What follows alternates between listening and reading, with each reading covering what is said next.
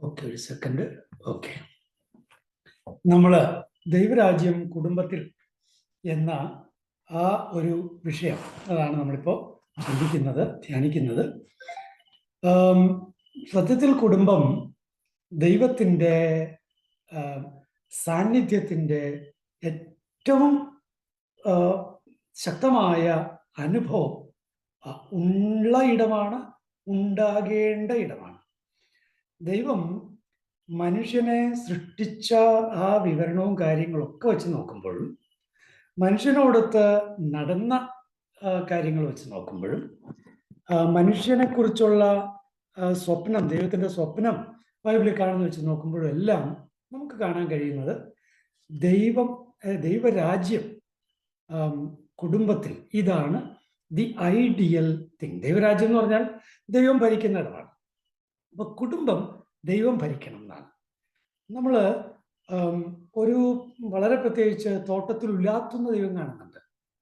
അപ്പം മനുഷ്യരോടൊത്ത് നടക്കുന്ന ഒരു ദൈവം, ദൈവം മനുഷ്യരുടെ നടുവിലായിരിക്കുന്ന ദൈവം, അവരുടെ ആവശ്യങ്ങളിലും ഒക്കെ ഉള്ള ദൈവം, എന്തിന് ഒരു പാപാവസ്ഥയിൽ ദൈവത്തിൻ്റെ ഹിതത്തെ എതിർത്ത് കഴിഞ്ഞപ്പോൾ പോലും സഹായത്തിന് ഓടിയെത്തുന്ന ദൈവം. God is there.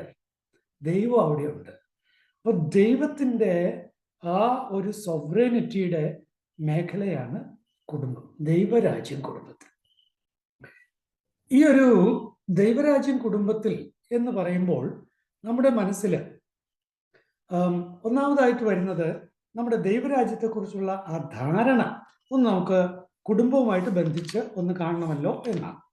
റോമാക്കാർക്കുള്ള ലേഖനം 14-17 നമുക്ക് എല്ലാവർക്കും അറിയാവുന്ന ഒന്നാണ്.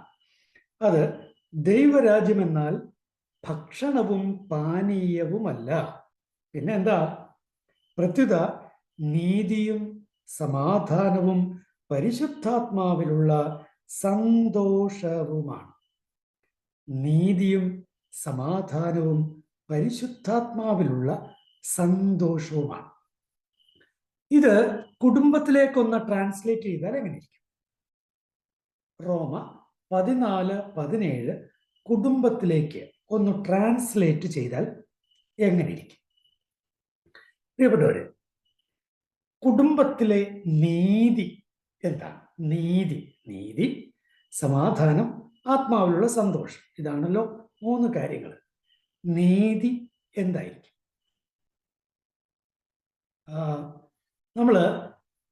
ഒന്നാമതായി നമ്മൾ സാധാരണഗതിയിൽ പറയുന്ന നീതി എന്ന് വെച്ചാൽ ഓരോരുത്തർക്കും അവകാശപ്പെട്ടത് കൊടുക്കുക എന്നാണ്. സാധാരണ മാനുഷികമായ അർത്ഥത്തിൽ നീതി എന്നാൽ ഓരോരുത്തർക്കും അവകാശപ്പെട്ടത് കൊടുക്കുക. അങ്ങനെ അവകാശപ്പെട്ടത് കൊടുക്കുക എന്ന് വെച്ചാൽ ഒരു കുടുംബത്തെ സംബന്ധിച്ച് എന്താണ് അർത്ഥം? ഭർത്താവിന് അവകാശപ്പെട്ടത് ഭർത്താവിന്, ഭാര്യയ്ക്ക് അവകാശപ്പെട്ടത് ഭാര്യയ്ക്ക്, മക്കൾക്ക് അവകാശപ്പെട്ടത് മക്കൾക്ക്. അപ്പോൾ നീതിയുടെ ഒരു സാധാരണ ഒരു വശം, ഗിവ് വാട്ട് ഈസ് ഡ്യൂ, അതാണ്. അപ്പൊ ഡ്യൂ ആയിട്ടുള്ളത് കൊടുക്കുക. ഇവിടെ കുടുംബത്തിൽ പ്രധാനപ്പെട്ടത് എന്താണ്? ആ ഡ്യൂ എന്നാൽ എന്താണ്? ലത്തീൻ കല്യാണത്തിൻ്റെ ആ ഒരു ലിറ്റോജിക്കൽ ഫംഗ്ഷനിൽ, വിവാഹത്തിന് വേണ്ടിയുള്ള ടെക്സ്റ്റിൽ രസകരമായ ഒരു ചില ഭാഗങ്ങളുണ്ട്. അത് അവർ പറയാണ്, അങ്ങോട്ടും ഇങ്ങോട്ടും പറയും,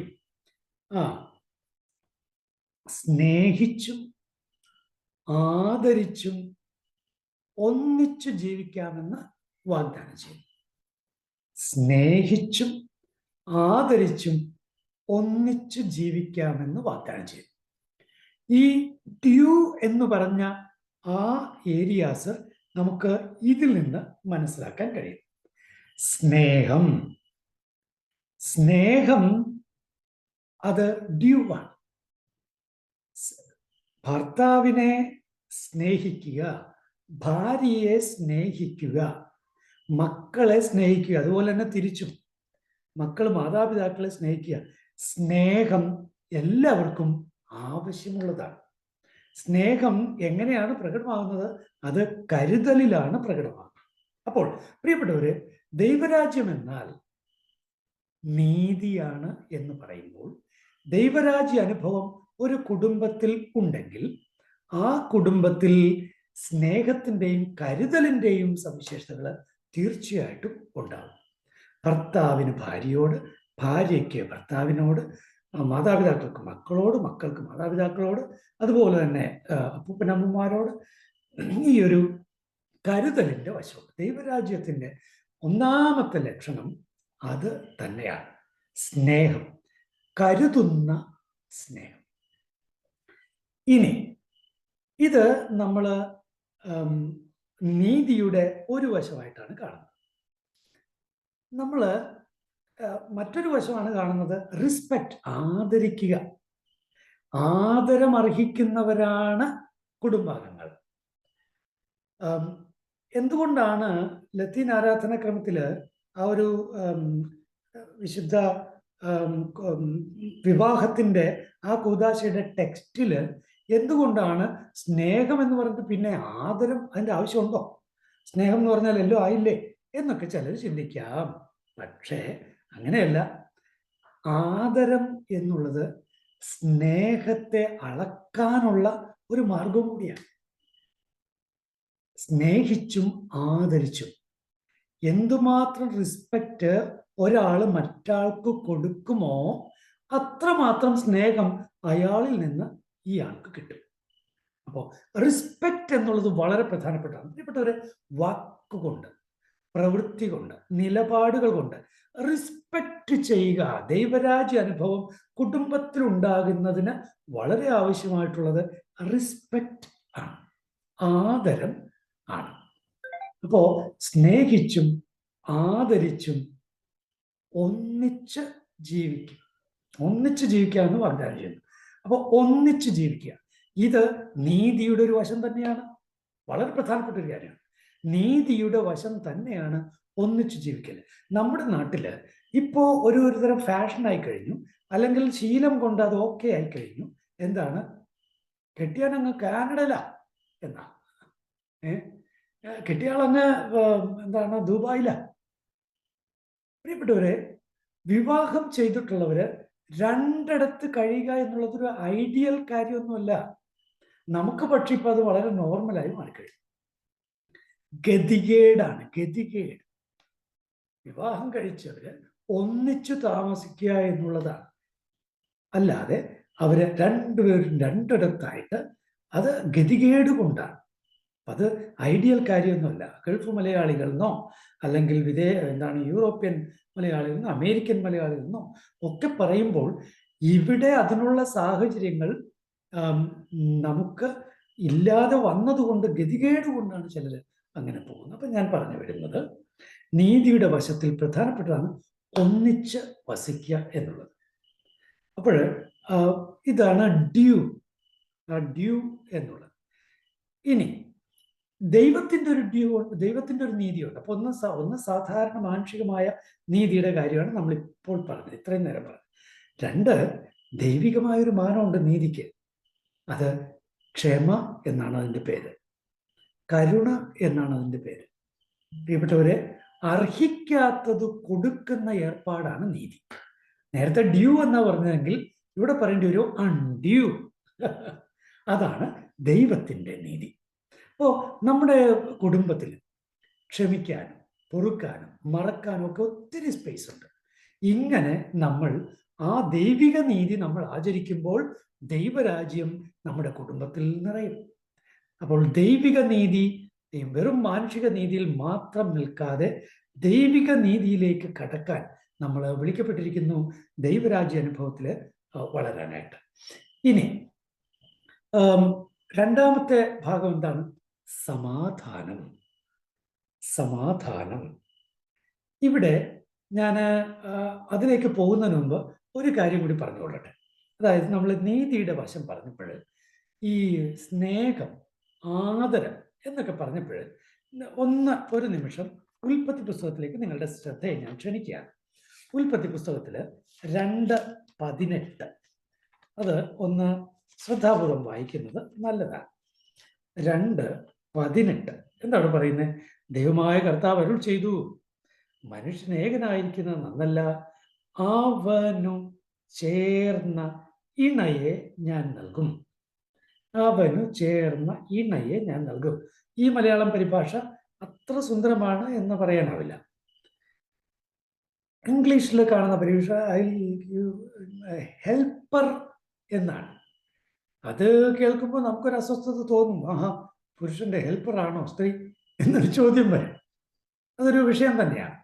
പക്ഷേ ഓർക്കണേ, എത്സർ എന്നുള്ള പദമാണ് ഹീബ്രുവിൽ അവിടെ. എത്സർ, സഹായം. എത്സർ ബുനെഗ്ദോ, അതായത് അവന്റെ മുൻപിൽ അല്ലെങ്കിൽ അവന്റെ സാന്നിധ്യത്തിൽ ഒരു സഹായം. ഇവിടെ എത്സർ എന്ന് പറയുമ്പോൾ, സഹായം എന്ന് പറയുമ്പോൾ, പഴയ നിയമത്തിൽ പലപ്പോഴും എത്സർ പ്രയോഗം ആർക്കു വേണ്ടിയാണ് നടത്തിയിട്ടുള്ളതെന്ന് ഓർക്കണം. ആർക്കു വേണ്ടിയാ? ദൈവത്തിന് വേണ്ടിയാണ്. എലിയത്സർ, അതാണ് ലാസർ. എലിയത്സർ, അതെ, എൻ്റെ ദൈവമാണ് എൻ്റെ സഹായം. അപ്പൊ എലിയത്സർ. ഇനി എബനെത്സർ. എന്താ എബനെത്സർ? അങ്ങനെ ചില തുണിക്കടകൾക്കൊക്കെ നമ്മുടെ ഈ പരിസരത്ത് പേരുണ്ട്, എബനെത്സർ. എന്താ എബനെത്സർ? എബനെത്സർ എന്ന് പറഞ്ഞാൽ ദ സ്റ്റോൺ ഓഫ് ഹെൽപ്പ്, സഹായശില, സഹായം ലഭിക്കുന്ന ശില. അപ്പോൾ ദൈവത്തെയാണ് ഈ എത്സർ വെച്ച് പലപ്പോഴും സൂചിപ്പിക്കാറുള്ളത്. അങ്ങനെയെങ്കിൽ സ്ത്രീയെ വെറും ഹെൽപ്പർ എന്നുള്ള അർത്ഥത്തിലല്ല, മറിച്ച് ദൈവികമായ ഒരു തലത്തിൽ നിന്ന് ഒഴിവാക്കാനാവാത്തൊരു സഹായം, അല്ലെങ്കിൽ അത്തരത്തിലുള്ള സഹായം ഇല്ലെങ്കിൽ ജീവിക്കാൻ പറ്റാത്തൊരവസ്ഥ. യുസി, അതാണ് ഇവിടെ എത്സർ കൊണ്ട് ഉദ്ദേശിക്കുന്നത്. ഇനി വാരിയലിൽ നിന്ന് സ്ത്രീ ഉണ്ടാക്കി എന്ന് പറയുമ്പോൾ റിബ്, എന്തിനുള്ളതാണ് റിബ്? റിബ് ഉള്ളിലുള്ള വളരെ പ്രധാനപ്പെട്ട ഹൃദയം പോലുള്ള സുപ്രധാനമായ അവയവങ്ങളെ പ്രൊട്ടക്റ്റ് ചെയ്യാനുള്ളതാണ്. പ്രൊട്ടക്ഷൻ. ആരാ പ്രൊട്ടക്ടർ? സാധാരണഗതിയിൽ ദൈവമാണ് പ്രൊട്ടക്ടർ. അപ്പൊ അങ്ങനെ വരുമ്പോൾ സ്ത്രീയെക്കുറിച്ചുള്ള ധാരണ അത് വളരെ പ്രധാനപ്പെട്ട ഒന്നാണ്. ബിബ്ലിക്കൽ ധാരണ തന്നെയും വളരെ സൂപ്പറായിട്ടുള്ള ഒരു സംഗതി എന്നുള്ളതാണ്. അതുകൊണ്ട് തന്നെയാണ് ഏറ്റവും ഒടുവിൽ സൃഷ്ടിക്കപ്പെട്ടത്. ഇംപെർഫെക്ഷൻസ് ഒക്കെ മാറി സൃഷ്ടിക്കപ്പെട്ടതെന്ന് പറയേണ്ടി വരും. വേറെ രീതിയിൽ നമുക്ക്, പ്രിയപ്പെട്ടവരെ, നമുക്ക് ചിന്തിക്കാം. നമ്മുടെ കുടുംബത്തിൽ പരസ്പരമുള്ള റെസ്പെക്റ്റ് ഉണ്ടോ? പ്രത്യേകിച്ച് സ്ത്രീ ജനങ്ങൾക്കുള്ള റെസ്പെക്റ്റ് എന്തുമാത്രമുണ്ട്? ഇത് നമ്മൾ ഗൗരവമായിട്ട് ചിന്തിക്കേണ്ടതാണ്. നമ്മൾ കുട്ടികളെ വളർത്തുമ്പോൾ ആൺകൊച്ചിനും പെൺകൊച്ചിനും തമ്മിലുള്ള വലിയൊരു ഒരു വ്യത്യാസം അത് അങ്ങനെ നമ്മൾ വളർത്തുമ്പോൾ ഉണ്ടാകാറുണ്ടോ? ഇതൊക്കെ ഒന്ന് ഗൗരവമായിട്ടൊന്ന് ചിന്തിക്കണേ. ഓക്കെ, നമുക്കിനി അടുത്തതിലേക്ക് പോകാം. നമ്മൾ രണ്ടാമത്തത്, ദൈവരാജ്യത്തിൻ്റെ രണ്ടാമത്തെ ഭാഗം സമാധാനമാണ്. സമാധാനം. ദൈവരാജ്യത്തിൻ്റെ മൂല്യമാണ് സമാധാനം. ഇവിടെ ഒരു സമാധാന സംസ്ഥാപകർ ഭാഗ്യവാന്മാർ. എന്തെന്നാൽ അവർ ദൈവപുത്രർ എന്ന് വിളിക്കപ്പെടുന്ന, ദൈവപുത്രർ എന്ന് വിളിക്കപ്പെടും. അപ്പോഴ് ദൈവമക്കളുടെ സവിശേഷതയാണ് സമാധാനം. ഈ സമാധാനം എന്നുള്ളത് നമ്മുടെ നിലപാടുകളിൽ, നമ്മുടെ കാര്യങ്ങൾ ചെയ്യുന്നതിനുള്ള ആ ഒരു ചിലര് ഉണ്ട്, വളരെ പെട്ടെന്ന് എല്ലാത്തിനും പെട്ടെന്ന് അങ്ങോട്ട് ചെയ്യും. അപ്പോൾ ഒരു കാമായിട്ട്, സ്വസ്ഥമായിട്ട്, ശാന്തമായിട്ട് ചെയ്യുകയാണെങ്കിൽ അത് കുറച്ചുകൂടി ഭംഗിയാവും. കുറച്ചുകൂടി ഗ്യാപ്പ് ഇട്ട്, കുറച്ചുകൂടി സ്പേസ് ഇട്ട്, കുറച്ചുകൂടി ഭംഗിയാക്കി ചെയ്യാൻ സാധിക്കുമായിരിക്കും. അപ്പോൾ ഈ സമാധാനത്തിൻ്റെ ഒരു വശത്തിന് അല്പം ശാന്തതയുടെയും സ്വസ്ഥതയുടെയും അവധാനതയുടെയും ഒരു ആവശ്യമുണ്ട്. അതുകൊണ്ട് അക്കാര്യം നമുക്ക് പ്രത്യേകം ശ്രദ്ധിക്കാം. ദൈവരാജ്യം സമാധാനത്തിൻ്റെ രാജ്യമാണ്. ഇനിയോ ആത്മാവിലുള്ള സന്തോഷമാണ്. ദൈവരാജ്യം, കുടുംബം എന്ന ദൈവരാജ്യം ആത്മാവിൽ സന്തോഷിക്കുന്നവരുടെ മേഖലയാണ്. അപ്പനും അമ്മയും മക്കളും സ്നേഹത്തിൽ ഒന്നിച്ചു വാഴുമ്പോഴുള്ള സന്തോഷം. മക്കൾ പുറത്തു പോയാലും എത്രയും വേഗം തിരിച്ച് വീട്ടിലേക്ക് എത്താനായിട്ട് തോന്നുന്ന ആ ഒരു സന്തോഷം. അപ്പോൾ ആത്മാവിലുള്ള സന്തോഷം, ഇത് പറയുമ്പോൾ ആത്മാവിലുള്ള സന്തോഷത്തിൻ്റെ മറ്റൊരു വശമാണ് പ്രാർത്ഥനയിലുള്ള സന്തോഷം. നമ്മുടെ കുടുംബ പ്രാർത്ഥനകളൊക്കെ എങ്ങനെ കുറെ കൂടി ഉണർവുള്ളതാക്കാം, കുറെ കൂടി ആത്മനിറവുള്ളതാക്കാം, കുറെ കൂടി സന്തോഷമുള്ളതാക്കാം. ചിലപ്പോഴെങ്കിലും എനിക്ക് തോന്നിയിട്ടുണ്ട്, കുടുംബ പ്രാർത്ഥനയുടെ നേരമാകുമ്പോഴേക്കും സന്തോഷം പോകുന്നു ചിലർക്ക്. അങ്ങനെ ഉണ്ടോ? സന്തോഷം പോകുന്നു. അങ്ങനെയല്ല, മറിച്ച് ആത്മാവിലുള്ള സന്തോഷത്തിന്റെ സമയമായിട്ട് മാറണം. അതിന്റെ അർത്ഥം എന്താ? ദൈവത്തിന്റെ മുമ്പിൽ വലിയ സ്വാതന്ത്ര്യത്തോടെ പ്രാർത്ഥിക്കാൻ കഴിയണം. ജപമാല ചൊല്ലുമ്പോൾ തന്നെയും അത് ഏതെങ്കിലും രീതിയിലൊക്കെ ഒന്ന് വ്യത്യാസപ്പെടുത്തിയും ഒന്ന് ആനിമേറ്റ് ചെയ്തും അല്ലെങ്കിൽ അങ്ങനെയൊക്കെ വല്ലപ്പോഴും ഒക്കെ അങ്ങനെ ചെയ്യുന്നത് നല്ലതായിരിക്കും. ആത്മാവിലുള്ള സന്തോഷം എന്ന് മാത്രമല്ല, പ്രാർത്ഥനാ കൂട്ടായ്മയിൽ പ്രാർത്ഥിക്കുന്നത് പോലെ വല്ലപ്പോഴും കുടുംബത്തിൽ സ്പോണ്ടേനിയസ് ആയിട്ടൊക്കെ പ്രാർത്ഥിച്ചുകൊണ്ട് ഒന്നിച്ചിരുന്ന് പ്രാർത്ഥിക്കുന്ന ഒരു ശൈലി, രീതി നിങ്ങളിൽ പലർക്കുണ്ടെന്ന് എനിക്കറിയാം. എങ്കിലും അത് പരീക്ഷിച്ചിട്ടില്ലാത്തവര് ഒന്നത് പരീക്ഷിക്കണമേ. വളരെ പ്രധാനപ്പെട്ട ഒരു കാര്യമായിട്ട് എനിക്ക് തോന്നുന്നുണ്ട് ആത്മാവിലുള്ള സന്തോഷത്തിന്റെ അനുഭവം. നോക്കൂ, എലീശാമ ആത്മാവിൽ സന്തോഷിച്ചുദ്ഘോഷിച്ചു. നമ്മുടെ വീട്ടിൽ പാട്ടുണ്ടോ? നമ്മുടെ വീട്ടിൽ പാട്ടുണ്ടോ? ഓ, എന്നെന്താ മൊബൈലിലുണ്ട്, ടിവിയിലുണ്ട്, ഇവിടെ അതല്ലേ ഞാൻ ഉദ്ദേശിക്കുന്നത്. പാട്ട് എന്നുള്ളത് സന്തോഷത്തിന്റെ, ആനന്ദത്തിന്റെ ഒരു പ്രതീകം മാത്രമാണ്. നമ്മുടെ വീട്ടിൽ പാട്ടുണ്ടോ? എനിക്ക് സന്തോഷമാണ്, ചില വീടുകളിൽ അവര് കൊന്ത കഴിഞ്ഞൊക്കെ പാട്ടുകളും അല്ലേലും ദൈവസ്തുതിയുടെ പാട്ടുകൾ ആലപിക്കാൻ താല്പര്യമുള്ളവര് വീട്ടില് ചെയ്യാറുണ്ട്. അങ്ങനെ ചെയ്യാറുണ്ട്. ഇനി അതുമല്ലെങ്കിൽ വെറുതെ എല്ലാവരും ഒന്നിച്ചുകൂടി സന്തോഷിക്കാനും പാട്ടുപാടാനും ഒക്കെയുള്ള കാര്യങ്ങൾ അങ്ങനെ ചെയ്യുന്നവരുണ്ട്. അപ്പോൾ ഇങ്ങനെയുള്ള അവസരങ്ങൾ, ഒന്നിച്ചുകൂടാനുള്ള വരാനുള്ള അവസരങ്ങൾ ഒക്കെ സൃഷ്ടിക്കാനായിട്ട് നമുക്ക് സാധിക്കട്ടെ. ദൈവരാജ്യ അനുഭവം എന്നത് തീർച്ചയായും അത് കുടുംബത്തിൽ ഉണ്ടാവേണ്ടതാണ്. കുടുംബം ദൈവരാജ്യത്തിൻ്റെ നഴ്സറി ആണ്. നമ്മുടെ മക്കൾക്ക് ദൈവരാജ്യ അനുഭവം പകർന്നു കൊടുക്കാൻ കഴിഞ്ഞാൽ ആ മക്കൾ പോകുന്നിടത്തും ആ മക്കൾ സ്വന്തം കുടുംബം സൃഷ്ടിക്കുമ്പോഴും ആ ദൈവരാജ്യ അനുഭവം അവിടെ പകരപ്പെടും. അതുകൊണ്ട് നമുക്ക് ആത്മാർത്ഥമായി നമ്മുടെ കുടുംബങ്ങളിൽ ദൈവരാജ്യ അനുഭവം ഉളവാകാൻ വേണ്ടി നമുക്ക് പ്രത്യേകം പ്രാർത്ഥിക്കാം. ദൈവം അനുഗ്രഹിക്കട്ടെ. നിങ്ങൾക്ക് എല്ലാവർക്കും എല്ലാവിധ മംഗളങ്ങളും നേരുന്നു. ഇത് പുതിയൊരു ബാച്ചാണ്. ഈ ഷൂവ് ഏറ്റവും ഭംഗിയായിട്ട് മുന്നേറട്ടെ. അത് നിങ്ങൾക്ക് ബൗദ്ധികമായി മാത്രമല്ല ആത്മീയമായും വളരെ ശക്തിയും കരുത്തും പ്രദാനം ചെയ്യട്ടെ എന്ന് ഞാൻ ആശംസിക്കുന്നു. ഈശോ മിശിഹായ്ക്ക് സ്തുതിയായിരിക്കട്ടെ.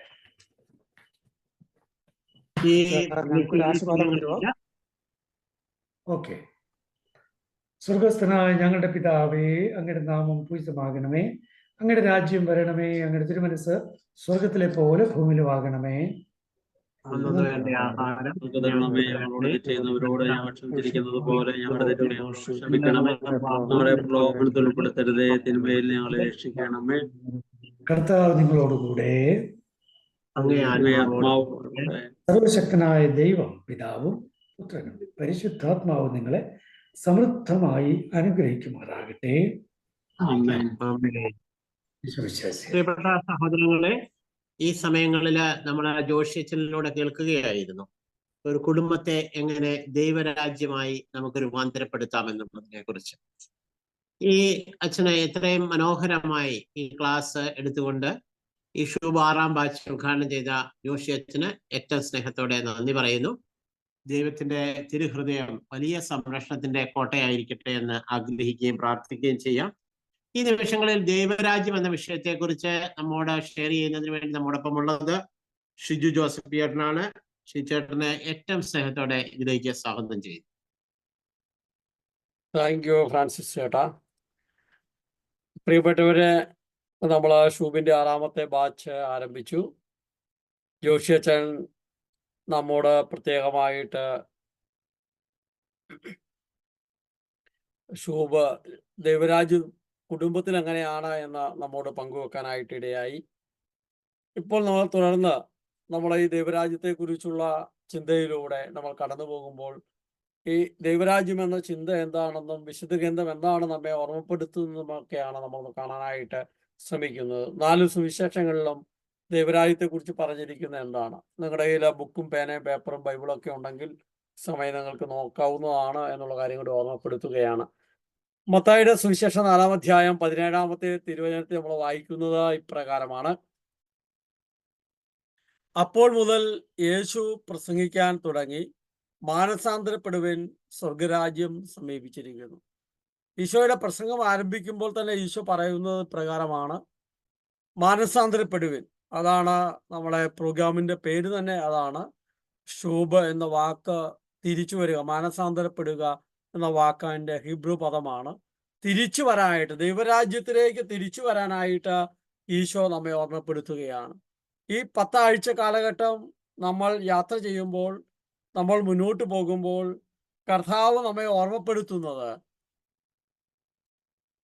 ഈ ദൈവരാജ്യം എന്താണ് എന്നുള്ളതിനെ കുറിച്ച് തന്നെ നമ്മെ അവിടുന്ന് ഓർമ്മപ്പെടുത്തുകയാണ് എന്നുള്ളതാണ്.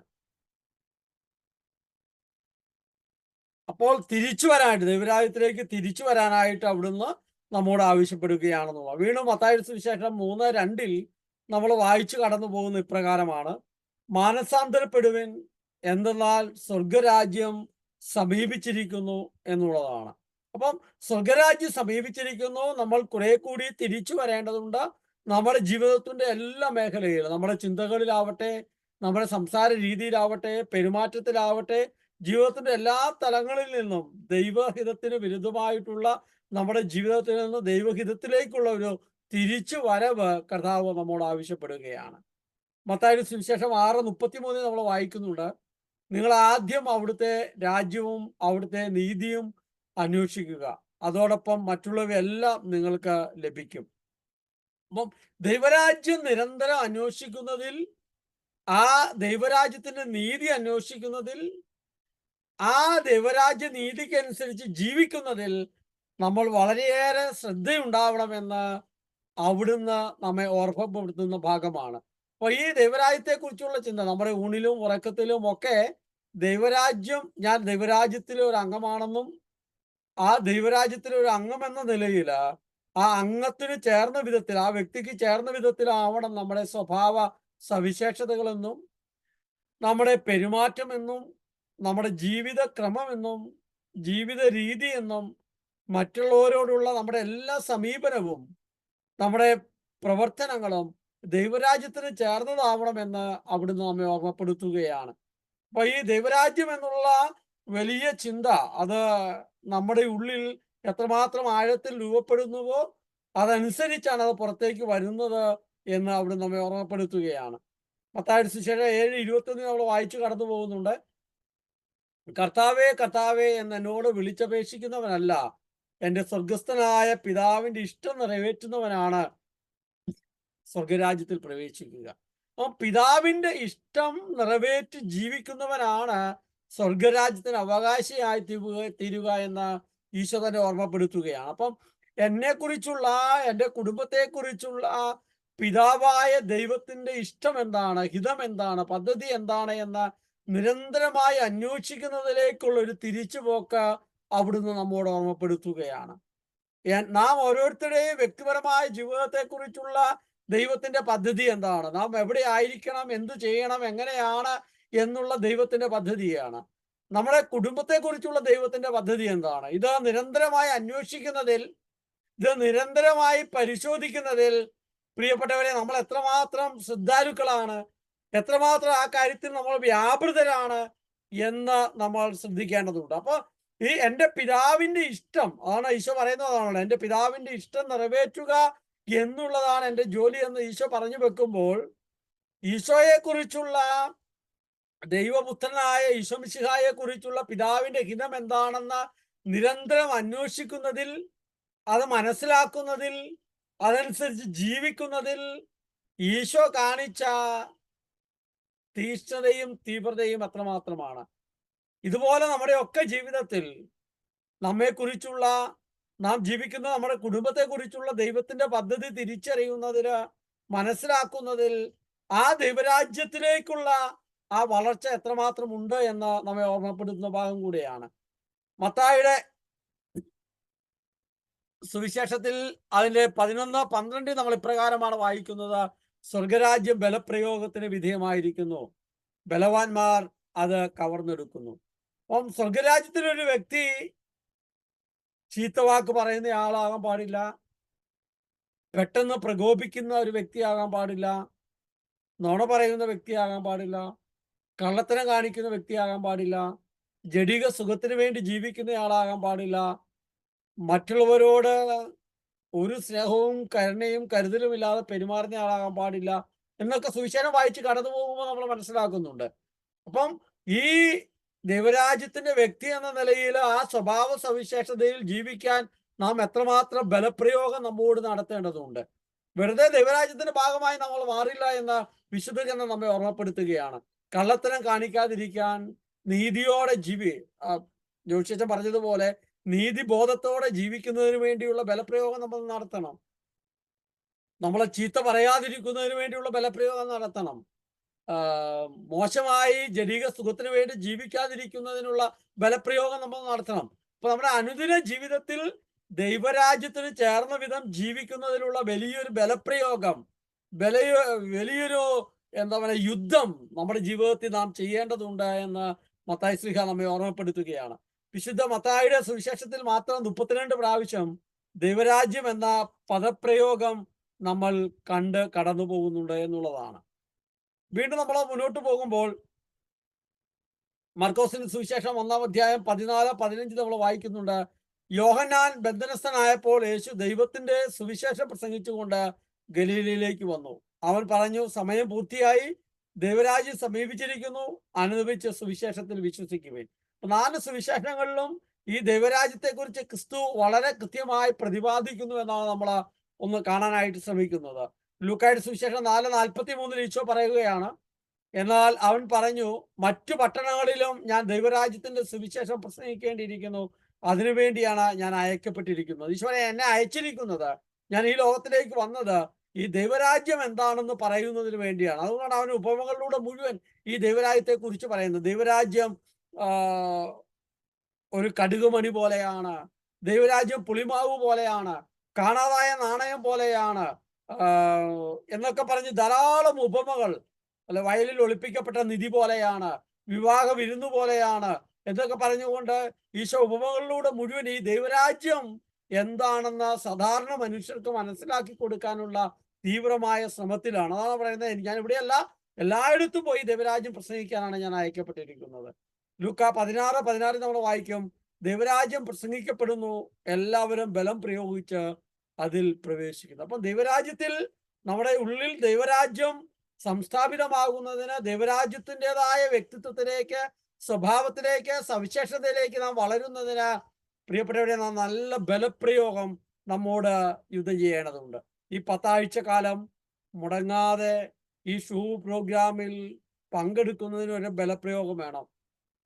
എന്ത് പ്രതിസന്ധി വന്നാലും എല്ലാ ആഴ്ചയും കൃത്യമായി കയറാനുള്ള ഒരു ബലപ്രയോഗം, കൃത്യനിഷ്ഠ പാലിക്കാനുള്ള ബലപ്രയോഗം, സത്യസന്ധത കാണിക്കാനുള്ള ബലപ്രയോഗം, അത് ദൈവരാജ്യം നമ്മളിൽ വളർത്തുന്നതിന്റെ അടയാളമാണ് എന്ന് തിരുവചനം സൂചിപ്പിക്കുകയാണ്. ലൂക്ക 18:17 പറയും, സത്യസത്യമായി ഞാൻ നിങ്ങളോട് പറയുന്നു, ശിശുവിനെ പോലെ ദൈവരാജ്യം സ്വീകരിക്കാത്ത ആരും അതിൽ പ്രവേശിക്കുകയില്ല.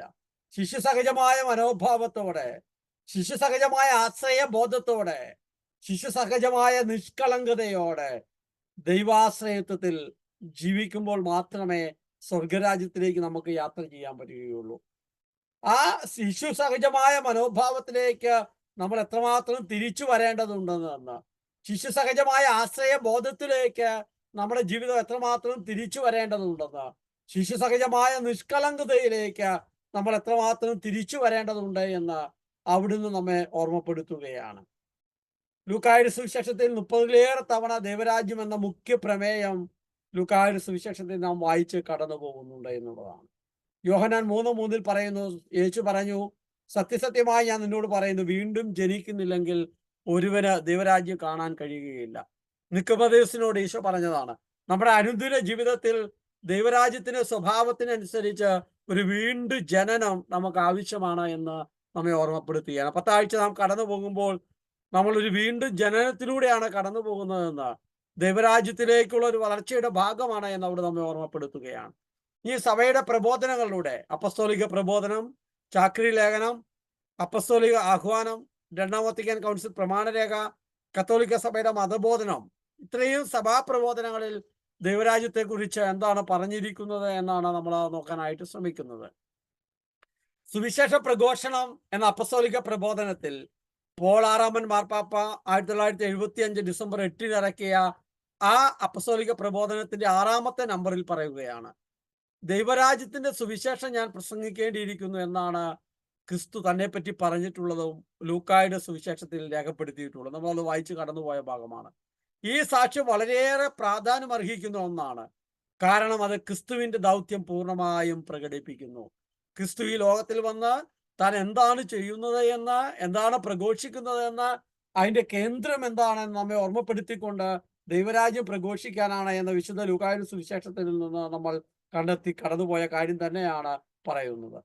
ആ സുവിശേഷ പ്രഘോഷണം എന്ന അപ്പസ്തോലിക പ്രബോധനത്തിൽ പോൾ ആറാമൻ മാർപ്പാപ്പ വീണ്ടും നമ്മെ ഓർമ്മപ്പെടുത്തുകയാണ്. അതിന്റെ 8ാമത്തെ നമ്പറിൽ സുവിശേഷ പ്രഘോഷകൻ എന്ന നിലയിൽ ക്രിസ്തു ആദ്യമായ ഒരു രാജ്യത്തെപ്പറ്റി, ദൈവരാജ്യത്തെപ്പറ്റി പ്രഖ്യാപിക്കുന്നു. ദൈവരാജ്യത്തിന് അവിടുന്ന് അതിമഹത്തായ സ്ഥാനം നൽകുന്നു. ദൈവരാജ്യമാണ് സർവപ്രധാനം. മറ്റുള്ളവയ്ക്കെല്ലാം ആപേക്ഷിക പ്രാധാന്യമേ ഉള്ളൂ. ഈ രാജ്യത്തിന്റെ പൗരന്മാരായിരിക്കുക എന്നതിലുള്ള ആനന്ദം വിവിധ രീതികളിൽ വർണ്ണിക്കുന്നതിൽ ദിവ്യനാഥൻ ഉത്സുകനായിരുന്നു. അപ്പം ദൈവരാജ്യത്തെക്കുറിച്ച് ഈശോ പറയുമ്പോൾ, പ്രഖ്യാപിക്കുമ്പോൾ, പഠിപ്പിക്കുമ്പോൾ എത്രമാത്രം ആനന്ദത്തോടെയും ഉത്സാഹത്തോടെയുമാണ് ആ ദൈവരാജ്യം എന്താണ് എന്ന് പറഞ്ഞു വെക്കാൻ, മനസ്സിലാക്കി കൊടുക്കുവാൻ ക്രിസ്തു ശ്രമിച്ചത് എന്നുള്ളത് അവിടുന്ന് പറയുകയാണ്. അപ്പം ഈ ദൈവരാജ്യത്തിൽ ഓരോ വ്യക്തിയും എങ്ങനെ ജീവിക്കണമെന്ന്, എങ്ങനെ പെരുമാറണമെന്ന്, എങ്ങനെ ആയിരിക്കണമെന്ന് അവിടുന്ന് നമ്മെ ഓർമ്മപ്പെടുത്തുന്നു എന്ന് സഭാ പ്രബോധനം നമ്മെ ഓർമ്മപ്പെടുത്തുകയാണ്. രക്ഷകന്റെ മിഷനിൽ വിശുദ്ധ ജോൺ പോൾ രണ്ടാമൻ മാർപ്പാപ്പ 1990 ഇറക്കിയ ചക്രി ലേഖനത്തില് അതിന്റെ 13ാമത്തെ നമ്പറിൽ പറയുകയാണ്, ദൈവിക പദ്ധതിയെ പൂർണ്ണതയിലേക്ക് നയിക്കുന്നത് നസറേയനായ യേശുവാണ്. അവിടുന്ന് പറഞ്ഞു, സമയം പൂർത്തിയായിരിക്കുന്നു, ദൈവരാജ്യം സമാഗതമായിരിക്കുന്നു, അനുദപിച്ച് സുവിശേഷത്തിൽ വിശ്വസിക്കുവിൻ. ദൈവരാജ്യത്തിന്റെ സ്ഥാപനവും പ്രഘോഷണവുമാണ് തന്റെ ദൗത്യം. ഈ ലക്ഷ്യം, ഇതിനായിട്ടത്ര താൻ അയക്കപ്പെട്ടിരിക്കുന്നത്. ഇപ്പൊ ദൈവരാജ്യം സ്ഥാപിക്കുക, ആ ദൈവരാജ്യം പ്രഘോഷിക്കുക, എല്ലാവരും നഷ്ടപ്പെട്ടു പോയ ദൈവരാജ്യത്തിലേക്ക് തിരികെ കൊണ്ടുവരിക എന്നതാണ് തൻ്റെ ദൗത്യമെന്ന് ക്രിസ്തു വളരെ കൃത്യമായി പ്രഘോഷിച്ചത് സഭ വീണ്ടും ആവർത്തിച്ച് ഊന്നി പറയുകയാണ്. സ്നേഹമുള്ളവരെ, രക്ഷകന്റെ മിഷനിൽ അതിന്റെ 14, 15 നമ്പറിൽ നമ്മൾ വായിക്കുന്ന മനോഹരമായ ചിന്ത ഇപ്രകാരമാണ്.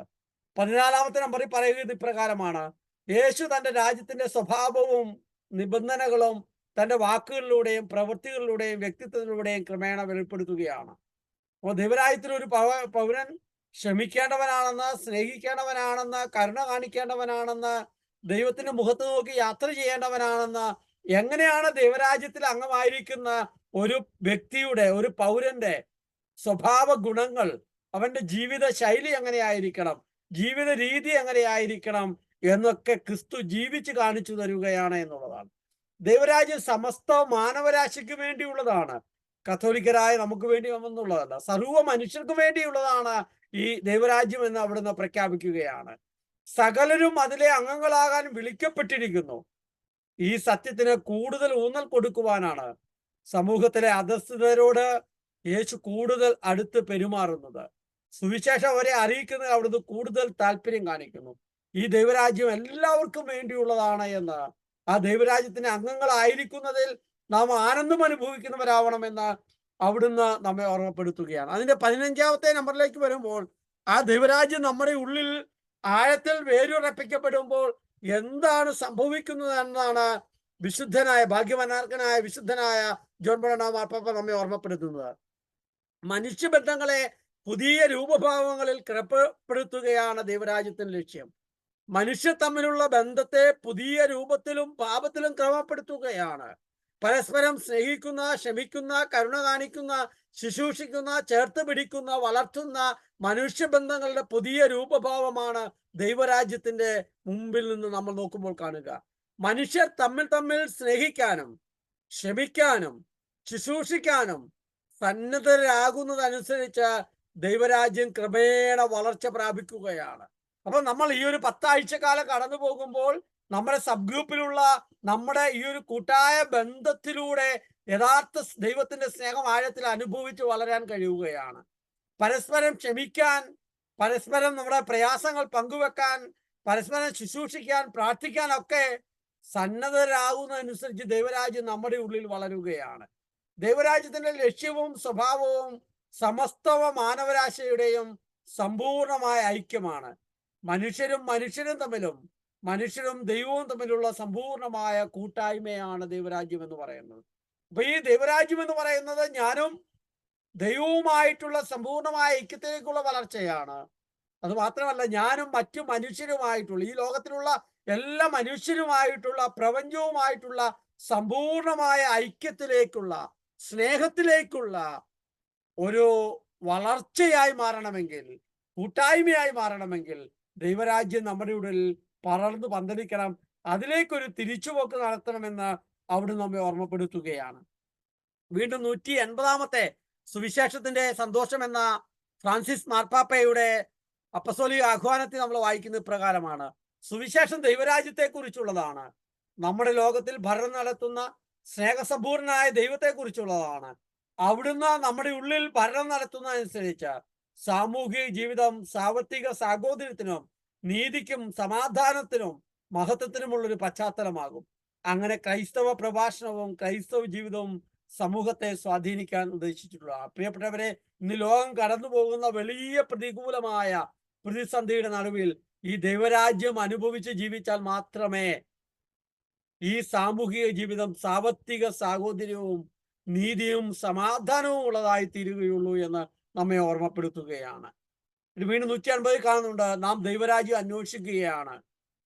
ആദ്യം അവിടുത്തെ രാജ്യവും അവിടുത്തെ നീതിയും അന്വേഷിക്കുക, അതോടൊപ്പം മറ്റുള്ളവയെല്ലാം നിങ്ങൾക്ക് ലഭിക്കും. യേശുവിന്റെ ദൗത്യം അവിടുത്തെ പിതാവിന്റെ രാജ്യം ഉദ്ഘാടനം ചെയ്യുക എന്നതാണ്. ആ രാജ്യം അവിടുന്ന് ഉദ്ഘാടനം ചെയ്യുകയും അത് സ്ഥാപിക്കുകയും ചെയ്തു എന്ന് നമ്മെ ഓർമ്മപ്പെടുത്തുകയാണ്. രണ്ടാം വത്തിക്കാൻ കൗൺസിൽ പ്രമാണരേഖയിൽ തിരുസഭയെ കുറിച്ചുള്ള ഡോഗ്മാറ്റിക് കോൺസ്റ്റിറ്റ്യൂഷനിൽ LG ലൂമൻ ജെൻസി എന്ന് പറയുന്ന ആ ഡോഗ്മാറ്റിക്കിൽ പറയുകയാണ്: പരിശുദ്ധ സഭയുടെ രഹസ്യാത്മകത അവളുടെ സംസ്ഥാപനത്തിൽ തന്നെ പ്രകടിതമായി. സമയം പൂർത്തിയായി ദൈവരാജ്യം സമീപിച്ചിരിക്കുന്നു എന്ന വാക്കുകളാൽ യുഗങ്ങളായി തിരുലിഖിതങ്ങളിൽ യുഗങ്ങളായി വാഗ്ദാനം ചെയ്യപ്പെട്ടിരുന്ന ദൈവരാജ്യത്തിന്റെ ആഗമനത്തിന്റെ മംഗളവാർത്ത വിളംബരം ചെയ്തുകൊണ്ടാണ് കർത്താവായ ഈശോ തന്റെ സഭയ്ക്ക് ആരംഭമിട്ടത്.